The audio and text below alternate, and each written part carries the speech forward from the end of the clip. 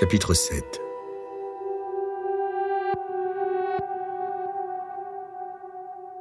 Cette arrestation avait remué Madame Courtin et son fils. Antoine se reprochait de le penser, mais c'était plus fort que lui.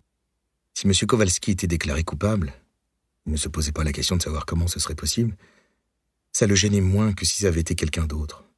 Sa mère avait toujours été malheureuse de devoir travailler pour lui. Il avait une mauvaise réputation et une sale tête. Les recherches qui n'avaient rien donné, les temps qu'on avait dragués en vain, maintenant l'arrestation de Frankenstein, Antoine avait commencé à imaginer que ce cauchemar allait peut-être se terminer ainsi, qu'il resterait à l'abri. Et il y avait eu Théo, dont les sous-entendus venimeux pourraient bien mener à lui. Jusqu'où irait-il? Et s'il en parlait à son père? Ou aux gendarmes? Antoine s'en voulait d'avoir cédé à la colère, de s'être battu avec lui. Il aurait dû laisser les choses en l'état. Il avait été bête. Si je m'attendais, murmurait Madame Courtin. Monsieur Kowalski. Elle était visiblement troublée par cette nouvelle. Tu ne l'as jamais aimé, dit Antoine. Qu'est-ce que ça peut te faire? Oui, bien sûr, mais enfin, c'est pas pareil quand on connaît les gens. Elle resta un long moment silencieuse. Antoine pensa que sa mère imaginait les implications que cette arrestation aurait dans sa vie, dans son travail peut-être. Elle était soucieuse. Tu travailleras ailleurs. Tu te plaignais tout le temps. Tu n'avais jamais envie d'y aller. Ah oui? Parce que tu crois que ça se trouve comme ça, toi, du travail? Elle était en colère. Va dire ça aux ouvriers qui vont être licenciés par M. Weisser au 1er de l'an. Cette histoire de licenciement traînait depuis des semaines dans Beauval. Lorsqu'il était interrogé, M. Weisser répondait évasivement. Il ne savait pas encore, ça dépendait de beaucoup de choses. Il fallait attendre les comptes du trimestre. Les ouvriers constataient qu'au cours des 2 derniers mois, les commandes s'étaient succédé à un rythme élevé. Mais c'était ainsi tous les ans à l'approche de Noël. M. Weisser avait dû réembaucher pour quelques heures par semaine des ouvriers licenciés 3 mois plus tôt. Même M. Mouchotte avait repris du service pendant quelques semaines. Cela compensait-il la crise de l'automne qui avait vu le carnet de commandes s'effondrer? Personne n'y comprenait rien.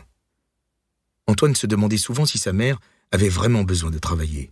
Elle maudissait M. Kowalski depuis 15 ans, pour gagner combien? Antoine n'en savait rien au juste, mais ça ne devait pas être grand-chose. Était-il si pauvre que cela? Madame Courtin ne s'était jamais plainte du paiement de la pension par son mari.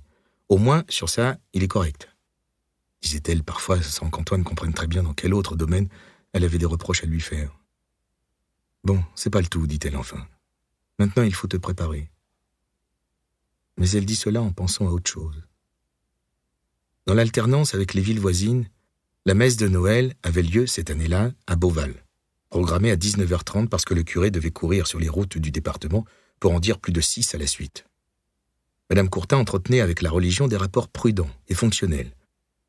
Elle avait envoyé Antoine au catéchisme par précaution, mais n'avait pas insisté lorsqu'il avait souhaité ne plus s'y rendre. Elle fréquentait l'église quand elle avait besoin de secours. Dieu était un voisin un peu distant qu'on avait plaisir à croiser et à qui on ne rechignait pas de demander un petit service de temps à autre. Elle allait à la messe de Noël comme on visite une vieille tante. Il entrait aussi dans cet usage utilitaire de la religion une large part de conformisme. Madame Courtin était née ici. C'est ici qu'elle avait grandi et vécu, dans une ville étriquée où chacun est observé par celui qui l'observe, dans laquelle l'opinion d'autrui est un poids écrasant. Madame Courtin faisait, en toute chose, ce qui devait se faire, simplement parce que c'était ce que, autour d'elle, tout le monde faisait.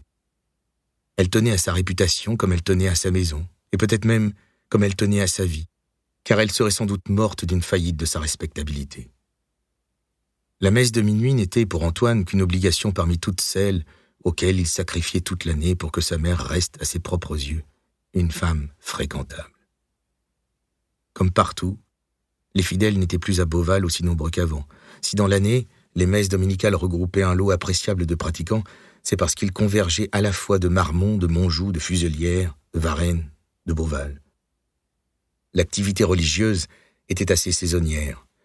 La plupart des fidèles revenaient à la messe lorsque l'agriculture était en difficulté, quand les prix du bovin entraient en récession ou que les usines de la région préparaient des plans de licenciement. L'Église proposait une prestation. On se comportait comme des consommateurs. Même les grands événements cycliques comme Noël, Pâques ou l'Assomption n'échappaient pas à cette règle utilitaire. C'était la manière pour les adhérents d'acquitter l'abonnement leur permettant, dans l'année, de recourir au service à la demande. À ce titre, la messe de Noël remportait toujours un beau succès. Dès 19h, de nombreux habitants de Beauval convergèrent vers le centre-ville. Ils auraient pu se féliciter de voir leur église aussi pleine, mais ce plaisir était gâché par le fait qu'il y avait beaucoup de gens qui n'étaient pas d'ici. Les femmes entraient dans la nef dès leur arrivée. Les hommes, eux, traînaient toujours quelques minutes sur le parvis. On fumait une cigarette, on serrait des mains, on demandait des nouvelles, on croisait des clients qu'on ne voyait plus, des femmes avec qui on avait couché autrefois, quelques camarades, même si, avec le temps, les relations s'étaient distendues. La disparition du petit Rémi Desmet avait aussi provoqué un effet de curiosité qui expliquait le succès de l'événement.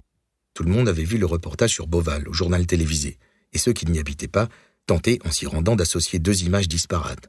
Ce qu'on connaissait de la ville, qui n'avait rien de palpitant, et l'écho d'un malheur qui, au fil des heures, prenait une dimension tragique. 30 heures plus tard, la disparition de Rémi devait être considérée comme hautement inquiétante. Chacun anticipait l'issue. Quand allait-on le retrouver? Et que trouverait-on?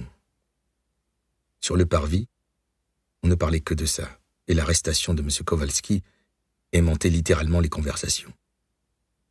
Madame Mouchotte écarquillait ses grands yeux bleus en écoutant Claudine, qui miraculeusement s'était trouvée dans la boutique quand les gendarmes étaient arrivés. « Ça n'a pas duré 5 minutes, je vous jure. Il n'emmenait pas large, le charcutier. » Madame Courtin demanda. « Mais qu'est-ce qu'on lui reproche au juste ?» Une histoire d'alibi. Quelqu'un avait entendu dire que sa camionnette avait été vue près de Beauval, arrêtée en bordure de la forêt. « Où était-il donc à ce moment-là, cet animal ?» demanda quelqu'un. « C'est pas une preuve, ça, dit Madame Courtin. Je ne veux pas le défendre. Ça, merci bien, mais quand même. Si on ne peut plus circuler en voiture sans être accusé d'enlever des enfants, alors moi je... » « S'agit pas de ça, dit Madame Antonetti. Elle parlait d'une voix aiguë et articulait chaque syllabe comme s'il s'agissait de la dernière, ce qui donnait à sa conversation un ton haché et péremptoire qui en impressionnait plus d'un. Son intervention fut très remarquée et tout le monde se tourna vers elle. « C'est surtout que ce Kowalski, chez qui je ne mets d'ailleurs jamais les pieds, manquerait plus que ça, n'est pas capable de dire ce qu'il a fait dans les heures où l'enfant a disparu. On voit sa voiture, mais lui, il ne se souvient pas de ce qu'il a fait. » Elle bénéficiait d'une telle autorité que personne n'aurait songé à lui demander d'où elle tenait cette information. D'autant qu'elle était toujours l'une des premières et des mieux informées de Beauval, ce qui lui permit de conclure de l'air de quelqu'un dont la religion est faite. C'est quand même étrange, non? Madame Courtin hochait la tête. En effet, c'est étrange. Ça semble même suspect. Mais elle ne paraissait pas totalement convaincue. Antoine abandonna sa mère et fila rejoindre les quelques copains du collège endimanchés, qui étaient de corvée de messe. Émilie portait une robe à fleurs qu'on aurait dit taillée dans un tissu à rideaux.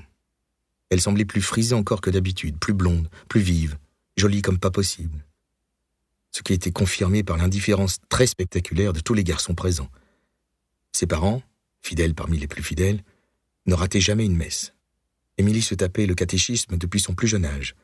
Madame Mouchotte pouvait aller à l'église 3 fois dans la journée. Son mari était le seul homme chantant dans le chœur. Il avait une voix de stentor qu'il déployait sans vergogne par-dessus toutes les autres, avec une puissance qui traduisait la ferveur de sa foi. Émilie, elle, ne croyait pas en Dieu. Mais elle vouait à sa mère un tel attachement qu'elle se serait faite nonne si celle-ci le lui avait demandé. Il se fit un grand silence lorsqu'Antoine arriva dans le groupe. Théo, qui sentait la cigarette, regardait ostensiblement ses pieds. Sa lèvre était gonflée d'un rouge sombre avec une petite croûte sur le dessus. Il ne put s'empêcher de jeter à Antoine un regard noir de rancune.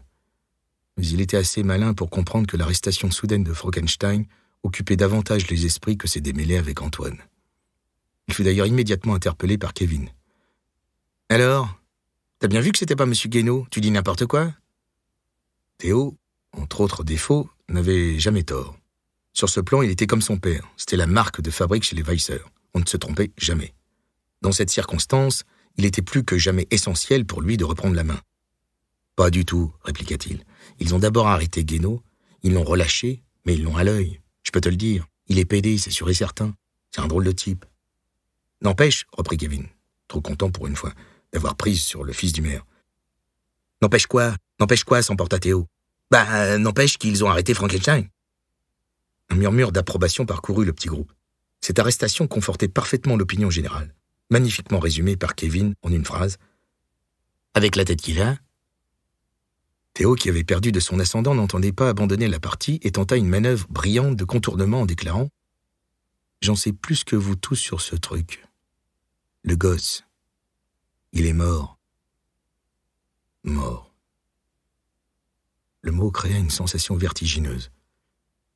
« Comment ça, il est mort ?» demanda Émilie. La conversation s'interrompit. Maître Wallner venait d'arriver et le spectacle du notaire poussant sa fille dans son fauteuil roulant forçait au silence. 15 ans, maigre comme un clou. Ses poignets seraient passés dans un rond de serviette. Sa principale occupation était de décorer son fauteuil. On ne la voyait jamais faire, mais on disait qu'elle avait commandé un masque spécial pour pouvoir le peindre à la bombe. Ce fauteuil était une curiosité sans cesse renouvelée. Elle y avait fait poser récemment de grandes antennes radio flexibles destinées aux voitures. On aurait dit un énorme insecte multicolore. Certains enfants l'appelaient Mad Max. La gaieté de sa réalisation tranchait avec son visage, toujours concentré, indifférent au monde. On disait qu'elle était bigrement intelligente, mais qu'elle mourrait jeune. Et c'est vrai, il était difficile d'imaginer qu'un de ces jours, un gros coup de vent ne l'emporterait pas. Elle avait le même âge que bien des enfants de Beauval. Mais elle ne fréquentait personne. Ou peut-être que personne ne la fréquentait. Elle avait une institutrice à demeure depuis le début de sa maladie. Ce fauteuil extravagant, entrant dans l'église, avait l'air d'une provocation. On se demandait si Dieu n'allait pas lui reprocher de manquer de tenue. Son père et elle étaient suivis de Madame Antonetti, cette vipère qui n'aurait raté pour rien au monde l'occasion d'observer ce petit monde qu'elle haïssait depuis la nuit des temps, jusque dans ses fibres les plus profondes. « On est sûr qu'il est mort ?» reprit Kevin à voix presque basse, lorsque tous furent passés. La question était idiote puisque le corps n'avait pas été retrouvé, mais elle traduisait bien l'émoi dans lequel cette idée de meurtre avait plongé le groupe. Le mot vous coupait le souffle. Antoine se demanda si Théo avait dit cela pour conserver la vedette ou s'il détenait des informations. « Et comment tu le sais d'abord ?» insista Kevin. « Mon père, » commença Théo. Il laissa le mot flotter dans l'air, puis il regarda le sol avec gravité en faisant le nom de la tête. Un homme qui sait, mais qui n'a pas le droit de parler. Antoine n'y tint plus. « Quoi, ton père ?» Depuis la bagarre de l'après-midi, une intervention d'Antoine n'avait plus le même poids. Elle contraignait Théo à la surenchère. Il jeta un œil par-dessus son épaule pour vérifier qu'il n'était pas entendu. Il a parlé avec le capitaine de gendarmerie. On sait comment ça s'est passé. Qu'est-ce qu'on sait ? Disons que Théo prit une longue respiration patiente. On a des preuves. Maintenant, on sait où chercher le corps. C'est une question d'heure. Et je ne peux rien dire de plus. Il regarda Antoine, Émilie, les autres, et ajouta « Désolé ». Puis il tourna lentement les talons, traversa le parvis et entra dans l'église. C'était du bluff, évidemment. Et pourquoi Théo avait-il fixé Antoine ainsi en premier ? Émilie prit entre le pouce et l'index une mèche de cheveux. Il commençait à tortiller pensivement. Si elle sortait avec Théo, ça restait un mystère pour Antoine, était-elle aussi dans la confidence ? Elle n'avait pas participé à la discussion. Elle n'avait rien dit. Antoine n'osait pas la regarder. « Bon, j'y vais, dit-elle enfin. » Elle quitta le groupe et entra à son tour dans l'église. Antoine eut envie de détaler. C'est sans doute ce qu'il aurait fait si sa mère n'était apparue à cet instant. « Allez, Antoine. » Autour de lui, on écrasa sa cigarette, on ôta son chapeau, sa casquette. Puis la porte de l'église se referma.